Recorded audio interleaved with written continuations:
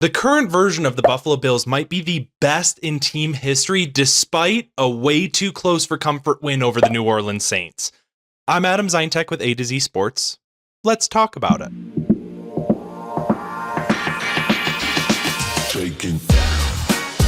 You can breathe easy, Bills Mafia. The Buffalo Bills remain undefeated after a tough matchup against New Orleans Saints. The Bills were victorious 31-19, but honestly, the box score doesn't tell the whole story there. Buffalo hurt themselves plenty throughout the game. Coming into the contest, they were the least penalized team in the NFL, and they had a boatload of penalties against the New Orleans Saints.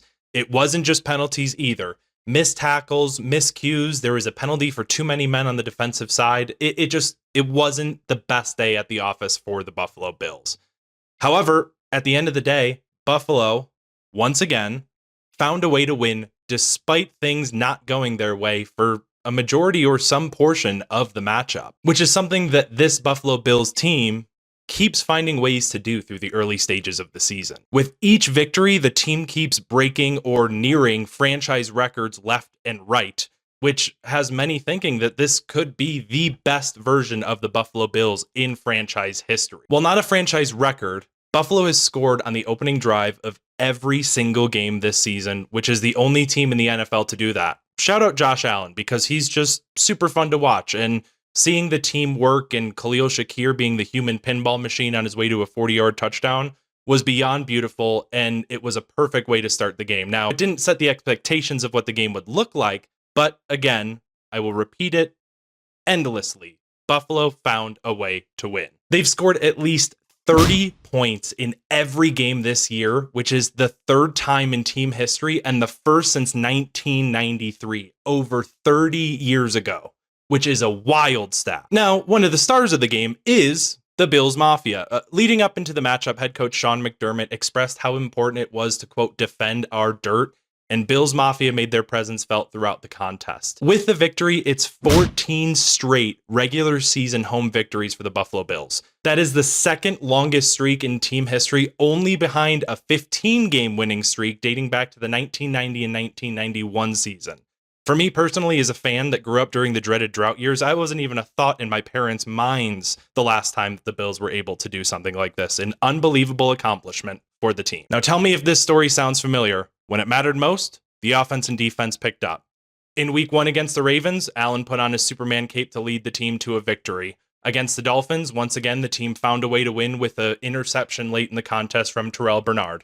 And then once again, against the New Orleans Saints, the Buffalo defense clamped down when they needed to. Now, the pass rush was an issue, not gonna lie. The front four had a difficult time generating pressure until the last drive of the fourth quarter. Before the last drive of the fourth quarter, the team had 1 sack, and in the final drive alone, the team had 2 sacks. AJ Epinesa brought down Spencer Rattler, and then Joey Bosa had a forced fumble on Spencer Rattler to seal the game for Buffalo. Joey Bosa has been an absolute game wrecker since joining the Bills, and while he only showed up on the box score with 1 sack and a forced fumble, that's huge. That's a massive accomplishment for Bosa. Now, all pressures won't generate into sacks, so that's important to keep an eye out for, but Rattler had plenty of time. He didn't carve up the Bills with his passing game. It was what they were able to do on the run game that gives fans cause for concern. Matt Milano and Ed Oliver were out of the contest, but it's an issue that's rearing its ugly head through the early stages of the seasons. Teams can just run all over the Buffalo Bills. In fact, the Saints had over 180 rushing yards in the contest. Definitely something that the team wants to clean up moving forward. And with the addition of Ed Oliver back, with Deion Walker ascending his game as a rookie, TJ Sanders getting some more reps, it's a concerted effort that the entire team is going to need to make to get pressure up front and to stop the run. And on the positive side, honestly, James Cook has to be one of, if not the best running backs in the entire football league. And I apologize if that comes off as hyperbolic or extreme, but he looks the part. James Cook has been unstoppable in the run game and has been more than elusive and electric, shattering records left and right with each performance. Once again, James Cook found the end zone. It's death, taxes, and James Cook scoring a rushing touchdown. It was the 8th straight game in which Cook had a rushing touchdown, which broke a franchise record. James Cook has just been dominant this year. He's been so fun to watch, and he just keeps breaking records left and right. While James Cook and Josh Allen were electric, Allen wasn't perfect. He did have an interception, and of course, social media was flooded with comments about arm punt was the big one, that it was kind of hilarious to see. But it was just one of those days for the Buffalo Bills. Missed tackles, miscues, penalties, Allen throwing an interception. It was just a weird day of football. But that doesn't mean that Allen didn't make his impact on the game and once again in NFL history. Allen, with a rushing and passing touchdown in the contest, tied Cam Newton for the most games a quarterback has ever had in NFL history with at least one passing and one rushing touchdown with 45. An absolute game breaker on the offensive side of the football. Again, Khalil Shakir was a big point of emphasis in the contest and was super exciting to see him find the end zone once again and one of the wildest touchdowns we've seen from the early stages of the season. And additionally, while there are some concerns with the safety room, that doesn't go away after this game, but give a big shout out and a round of applause and even a free order of wings for safety Cole Bishop. He had his first interception, and it was one of, if not the best interceptions we've seen. A beautiful one-handed interception as the Saints were marching down the field, no pun intended, and looked like they were going to score to end the first half.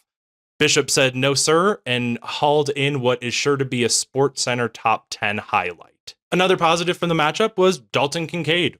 Kincaid in the offseason was being discussed as one of the top options for the offense, and while he didn't show up in huge numbers throughout the game, his run blocking was great, and he did find the end zone. Kincaid now has a career-high 3 touchdowns for the season, and we're about to enter week 5, which should have fans more than excited for his future prospects. Winning games in this league is not easy.